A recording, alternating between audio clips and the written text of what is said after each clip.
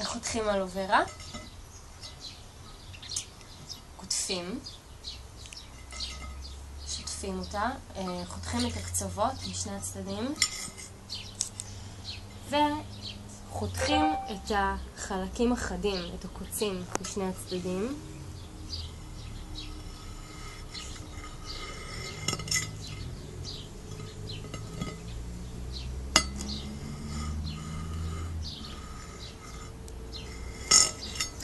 יש שני חלקים, יש את החלק העגול של האלוברה והחלק שזה החלק העגול, כמו שרואים, ויש את החלק הישר. אז חותכים את החלק הישר בעדינות, שיהיה כמה שיותר דק.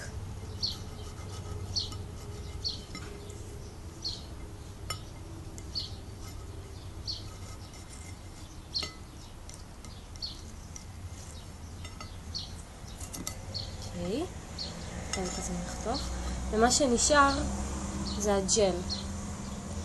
אז חשוב להוציא רק את הג'ל לאט לאט בלי שום חלק של הקליפה, כי הקליפה לא נעימה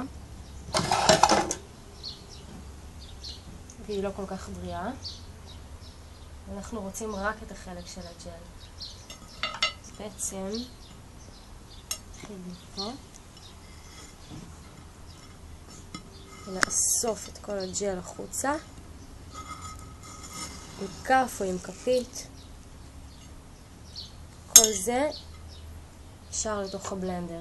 פה יש עוד חתיכה של קליפה.